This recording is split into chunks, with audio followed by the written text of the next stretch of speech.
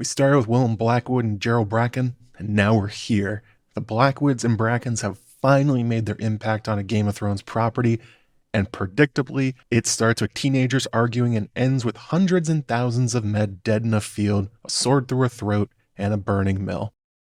Classic Blackwood and Bracken, as is tradition for the most volatile and storied feud ever known in Westeros, and I couldn't be more elated for it. The Blackwoods are one of my favorite houses in the entire series. They have a fascinating role in the story, rich characters, the kind of history you can really sink your teeth into for 7 hours or so of streaming just about them, a major part of the supernatural forces in Westeros, and more importantly, George R. R. Martin loves them. So they keep getting more and more written about them as he works his way through his story. And the Brackens exist as well, the perennial punching bags of the Blackwoods. In this video, I'm going to attempt to share my love of the Blackwoods and their epic feud with the Brackens, their history, and why is this all still happening? To start off with, let's cover the very basics. The Blackwoods and Brackens are the two most powerful vassals of House Tully in the Riverlands, each representing a huge amount of the Riverlander army. Well, they would if they ever worked together and didn't kill each other for 5 minutes. As Simon Strong said, the houses have long detested each other, and as Lord Jasper Wilde said, they take any opportunity to fight over old grievances. And long is no exaggeration. They've been fighting each other since before the Andals invaded Westeros thousands of years ago. After the episode as well, Ryan Condal commented that they are the Hatfields and McCoys, and no one remembers what started it all. Well, let's pause on that one, Ryan, because while Hot D may not have the time to explore that question, we sure as hell do. Back to those grievances. They primarily come about because the two houses are neighbors. Blackwood Vale and Stonehenge sit on opposite sides of the Red Fork, the southern fork of the River Trident, known for the red silt and muddy waters that give it the distinctive color, as well as the tremendous amount of blood that has been spilled into the waters. The two houses have fought over every hill, river, stream, tree, ridge, and rock between their lands. There's not a feud anywhere like it in Westeros. The amount of lives lost and wars fought between them over the thousands of years has been going on makes the Dance of the Dragons look like children fighting in a sandbox. Their animosity is measured in the passage of eons and family trees, not petty things like individual lifetimes and years. Even the Starks and Boltons look at the Blackwoods and the Brackens and think, man, they are pretty unreasonable about this whole thing. Maybe they should just calm down. And what is this whole thing? Where did this come from? It's probably easier if we work backwards from what's in the episode before we talk about this huge looming question. The episode begins with a lovely valley with a charming mill, hardworking peasants, a lovely stream, yet trouble is brewing on the horizon. Aeron Bracken and his buds are talking about his awesome new sword and how it'll be so good for killing Blackwoods. Whoops. 4 members of House Blackwood are striding with purpose at a wrong that needs to be righted immediately, aka rocks that may have been moved. Davos Blackwood, as we learned from the subtitle, shouts out to put the boundary stones back. Aeron claims that they didn't move the stones.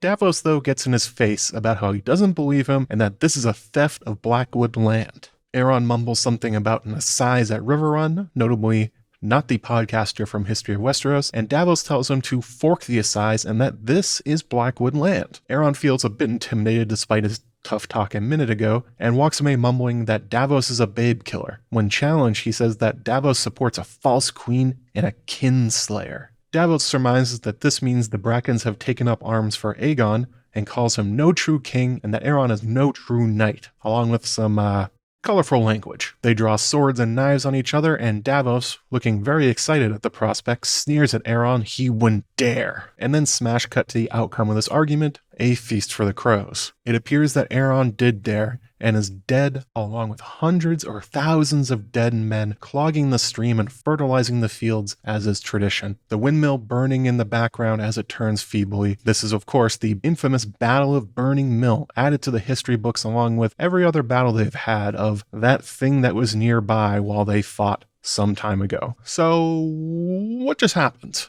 That's Blackwoods and Brackens for you, from zero to mass slaughter in the span of an argument. Honestly, it's surprising that they didn't go to war previously when Willem Blackwood killed Jerrel Bracken at Storm's End, like I discussed in my video talking about the tragedy. And we can actually use that video to inform what is going on here. Aside from the show pointing out how teenage Rhaenyra is impulsive and more interested in making hilarious jokes at her suitor's expense than making sure her future vassals respect her, a key part of that duel and death by Blackwood is that there would be consequences for years to come in the Riverlands. So let's talk Boundary stones. This is the content you're all here for. I just know it. Boundary stones are as common today as they were hundreds and thousands of years ago. How do you decide where your land ends and your neighbor's begins? Well, sometimes you just place down a huge rock and say everything on this side of the rock is mine and everything on that side is yours. Typically, these rocks are very large and heavy to discourage anyone from moving them. The more complicated and ornate the marker, the better, especially when we're talking about nobility like the Blackwoods and Brackens. That these boundary stones in particular are a relatively small pile of movable rocks tells you something very important about this border. It changes a lot, and they have to move the piles regularly because disputes are so common here. A much more stable border would have boundary stones that are more permanent, larger, more complicated to move, or more ornate. But nothing is stable except for the stables the Brackens are born in. Boom zinger, got him, horse thieves. I got carried away by my Blackwood fervor there. The surge of the raveny pride. Anyway, Davos is protecting that the boundary stones have been apparently moved. The Brackens claim they didn't do it, however they also mention something called an assize. This isn't a term that we've ever heard of before in A Song of Ice and Fire or Game of Thrones or House of the Dragon, but it's basically a medieval court where disputes are settled. It's clear what has happened in the aftermath of Jerrel Bracken's death. The Brackens and the Blackwoods felt the blood surge rising in them, but were called before an assize in River Run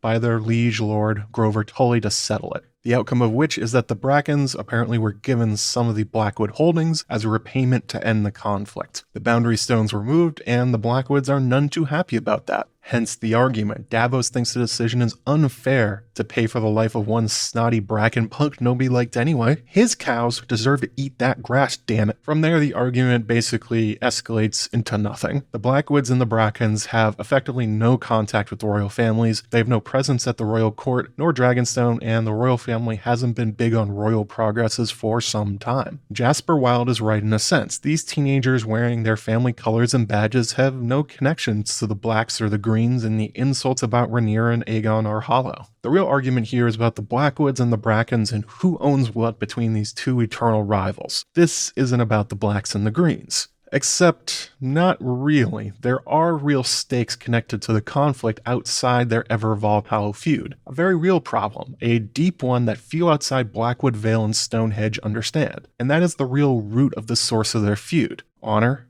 and ambition. You may have noticed the oddness here in which monarch the two houses are supporting. Rhaenyra insulted Willem Blackwood to his face and her court, and then laughed at Jerrel Bracken's jokes. And yet the Brackens have declared for Aegon and the Greens. She showed them favor, they went the other way. And then we have that the Blackwoods are for Rhaenyra and the Blacks. What's going on here? What's going on is that the Blackwoods are, in their heart, even if it's been thousands of years, Northerners and followers of the old gods where oath-breaking is a horrific sin and crime. Long before the Targaryens, the Rhoynar, the Andals showed up on the shores of Westeros, the Blackwoods were ancient kings of the north who ruled over the Wolfswood just west of the domain of the Kings of Winter of House Stark. During the Age of Heroes, the family that became the Blackwoods were defeated by and chased from the north by the Starks, running south until they settled in the Riverlands in a vale beneath a mighty weirwood tree that would become known as Blackwood Vale. And all through the ages, the invasions, the endless wars, the Blackwoods have stayed true to this cultural heritage. While their neighbors around them all bent the knee to the Andals and took up worship of the seven gods of Andalos to appease their conquerors from across the sea, the Blackwoods refused to give up their identity in their old gods of the woods. In the main A Song of Ice and Fire books, the Blackwoods are the only river lords to pray before Weirwood with their new king,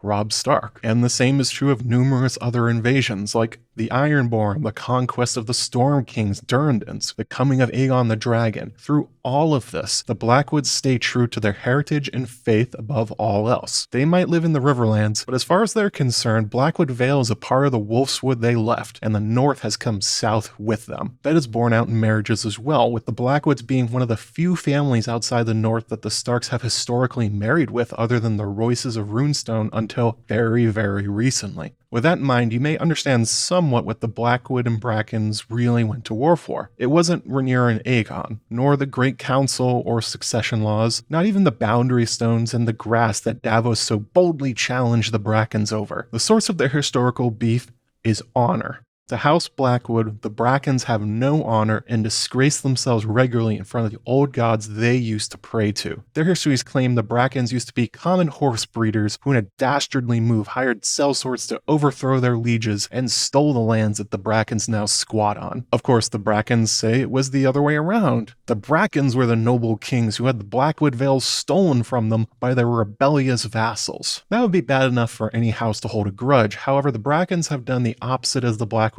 in many conflicts, often on purpose for base gains. An extremely common strategy for conquerors in the Riverlands is to bribe the Brackens to attack the Blackwoods and profit on their destruction. When the Andals arrive, the families put aside their differences and join together to throw the Andals back into the narrow sea. They of course failed, losing badly at the Battle of Bitter River. Afterwards, the Brackens saw an opportunity to be smart instead of brave and abandoned the old gods for the Seven of Andalos, seeking favor with their new lords. When House Teague, the kings of the rivers, tried to oppress the dwindling old god supporters among his vassals, the Blackwoods rose in rebellion, and it was the Brackens and the other 7 worshipping river lords that ended up on the side of House Teague. When the Ironborn attacked and threatened to conquer the Riverlands, it was Lord Lothar Bracken who forged a secret deal with Harwin Hoare to support his invasion. He then backstabbed Lady Agnes Blackwood, ensuring an Ironborn victory to get revenge on his ancient enemies. And of course, the gravest crime. The Blackwoods blamed the Brackens for poisoning their weirwood that sits at the heart of Raventree Hall and killing it, although that hasn't really stopped the hundreds of ravens from roosting on the skeletal branches every night like some kind of bizarre old god ritual. We'll get to that in a future video. And here again, we see the same behavior. The Blackwoods take it personally that the Brackens have declared for Aegon over Rhaenyra. Why? Because they both swore an oath along with every other lord to protect Rhaenyra's right to the throne. For the Blackwoods, it is unthinkable that they would break an oath, the same as their former neighbors, the Starks. It's not just a part of their faith or their heritage, it's their identity. It doesn't matter which lord said it, how long it's been. To the Blackwoods, they'll defend Rhaenyra and her claim as they promised forever. A Blackwood never forgets an oath. Even if Rhaenyra stunted on Willem Blackwood, even if she never bothers to see them or meet them, or send them a friendly raven once a decade, it doesn't matter. The promise is not about her, it's about them. And the Blackwoods see the opposite in the Brackens. Oath breakers and opportunists who break any promise or alliance if it suits them. That's the recognition on Davos Blackwood's face, the surge of hate coming through him when he realized that once again the Brackens have broken their word. It's an insult to him and his entire family, a multi-generational crime visited on them once again. Okay, but you may be asking, why did the Blackwoods care so much about what this other noble house does? I mean, they've been feuding for forever, but they have other neighbors. Go have some beef with the Mallisters or the Tullys for a while. And this is the last piece of the jigsaw. Much like the Blacks and the Greens, the division of Blackwood and Bracken is an illusion. Even though they didn't start out this way, over the many thousands of years, they have become one family, as Hoster Blackwood says to Jaime Lannister in A Dance with Dragons.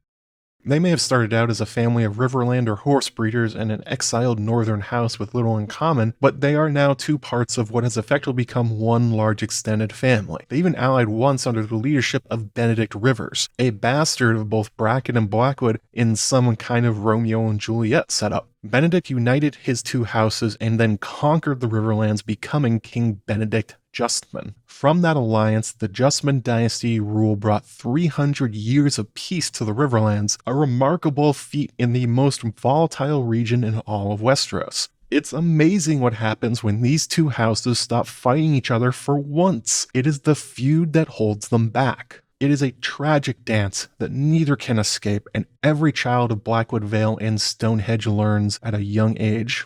To the Blackwoods, the Brackens are betrayers to their shared heritage and gods, oath breakers, and a walking symbol of all they would never stoop to. To the Brackens, the Blackwoods are a bunch of tree-worshipping nerds who lack vision and ambition to do what they must to survive and thrive in an uncaring and harsh world. It's really the same argument that the Greens and the Blacks break down to. Not really about the Great Council, but honoring the inheritance as the 2 monarchs' father intended, or seizing it because you can and have the support to do so. Honor and ambition, which, as Otto Hightower has made clear in episode 2, Aegon is king because they could, not because it was right. From all of this, my inclination is that while neither story of the Blackwoods and Brackens is likely to be true, the Blackwood story has some more truth flavoring to it. The story of an ambitious vassal that uses sellswords to attack their liege sounds exactly like the behavior of the Brackens throughout the ages. And the Blackwoods are exactly the kind of family that would take that betrayal to heart and never let it go. Although, as we've learned about in House of the Dragon, history is a tricky thing, and we can never know. Unless George answers it at convention or book signing, please do this for me. Guys, go to conventions and book signings and ask them about the history of Blackwood and Bracken. Please do it. Thank you very much.